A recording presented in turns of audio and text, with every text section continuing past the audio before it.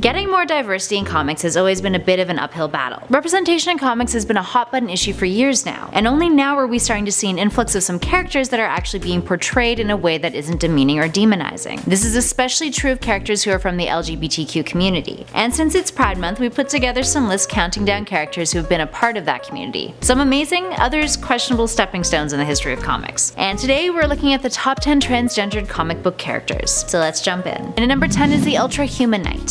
Starting off this list, we had to include one of the historical trans characters, and that's putting it lightly. Appearing in Action Comics 20 from 1940, Ultra Human Knight was a villain, an evil genius type, who kidnaps an actress, and I quote, places his mighty brain in her young vital body, because he believed people wouldn't think a beautiful woman was a criminal mastermind. And then later on, Ultra Human Knight puts his body into the mind of an ape, so questionable all around. And technically not transgender, but still an important part of the history of it, which would later lead to other gender-bending characters. And at number 9 is Mantra. One of the trends in comics when it comes to trans characters is to feature characters who have gender-bending story arcs. The character is placed into a body of the opposite gender and either adapts well to it or rejects it, or has to share it with the original owner of the body, spirit, soul, or mind-wise. While these characters don't really classify as transgender, they have had an impact on getting more transgender characters to appear in comics, so we have to talk about them. And one of those is our number 9, Mantra. Mantra was originally an immortal male warrior named Lucas, whose fellow warriors are wiped out, and his energy ends up in the body of a woman named Eden Blake. Their two psyches are constantly in conflict as Lucas now has to deal with Eden's everyday life, including her 2 kids and ex-husband. And at number 8 is Sir Tristan from Camelot 3000. Another questionable character on this list, Sir Tristan was a member of King Arthur's Round Table of Knights, but is resurrected into a dystopian future in this science fiction comic, except he's reincarnated as a woman. And his love, Isolde, is also a woman, which some critics call an interesting exploration of sexuality, while others felt it represented a complete lack of understanding of trans people in comics. And at number 7 is Siobhan Aaron. Siobhan is a member of the Interplanetary Science Police, appearing in the comic Legion of Superheroes, and is in a relationship with other Legionnaire Element Lad. In 1992, she comes out as trans, revealing that she was born as male, a male named Sean, and has been taking the drug Profem, which allows her to transition into female form. It was some fancy futuristic drug. And Element Lad still finds himself attracted to her when during a war she loses access to the drug and reverts to the male gender. Critics have said that the writing implied that trans women are just gay men who want to date straight guys. And at number 6 is Rose Master from Cucumber Quest. Cucumber Quest is a webcomic by GGDG, which is about a young rabbit and his sister who go on adventures. The artwork is incredibly fun and colorful, and it features plenty of queer characters, and a trans character named Rose Master. Rose Master is a villain and has a bit of a Poison Ivy feel. She's the 4th of the Nightmare Knights Disaster Masters, and is incredibly clever and compelling, and not to mention nuanced, designed to take matters into her own hands, without giving away any spoilers, that is. And she's complex too, showing compassion and kindness to some of her Roselings, who are her minions. Trans villains have notoriously been portrayed pretty badly throughout history, so Rose Master is definitely refreshing on that front. And at number 5 is Jo from Lumberjanes. Jo is very much an everyday superhero. First off, Lumberjanes is fantastic, go check it out. Second, Jo is one of the best written trans characters in comics to date. She's an intricate character, has a great sense of humor, and always makes for an interesting read. She came out as trans to Barney, something many fans suspected prior to the reveal in issue 17, and Barney would later come out as non-binary, thanks to a whole lot of support from Jo. She's an inspiration, but also not without her flaws, something we see when she's dealing with her anxiety when Bear Woman confronts her. And at number 4 is Lord Fanny. A shaman and a trans woman, Fanny was male assigned at birth, born in Brazil in 1972. Her grandmother was a powerful and feared witch and wanted her lineage to continue. Men couldn't become witches, so her grandmother raised her as a girl, and she underwent a magical initiation, where it was revealed to her that her patron goddess was the deity of filth and lust. And it only gets worse from there. She ended up becoming a prostitute, is brutally raped at a party, and contemplates suicide. But then joins the Invisibles, a group of freedom fighters who want to free humanity from oppression due to extra-dimensional demons. And at number 3 is Cassandra from The Wicked and the Divine. The Wicked and the Divine has been critically acclaimed for its portrayal of LGBTQ characters, and Cassandra was a reporter who skeptically joined the pantheons, becoming a god. She has a master's in comparative mythology, doesn't get along with Lucifer, and is capable of flight and other godlike powers, but we've yet to see more of them so far. Plus she comes from a really cool story, so there's that. And at number 2 is Sarah. This character appears in Angela, Asgard's assassin, written by Marguerite Bennett and Kieran Gillian. Angela is Thor's long-lost sister, and she travels with a woman named Sarah, who was assigned the male gender at birth. And aside from being a trans woman of color, here are some of the awesome things that she can do. She can fly, she's got super strength, super healing, invulnerability, is capable of magic, can teleport, is a master of pretty much all weapons, and is an escape artist. She's sassy and she's smart, and many see her as the best example of a trans superhero to date. Have you guys read Angela, Asgard's assassin? What do you think? Let us know in those comments below. And finally, in at number 1 is Alyssa Yao. Alyssa makes the top spot on our list for being one of the most publicized emphasized trans characters in recent years. First introduced by Gail Simone on her run in the New 52 Batgirl, Alyssa was Barbara Gordon's best friend and roommate who comes out to Barbara in a very emotional spread of panels. While she's primarily a supporting character, she did get way more page time in Marguerite Bennett's DC Comics Bombshells, where she fights crime and is part of the gang of Batgirls. Now there's a lot of fantastic transgender characters that exist in comics outside of the superhero realm, so if you guys want to see more lists like these, give us a shout in those comments below. We'd love to talk about some comics outside of the superhero genre, so if you guys are into that too,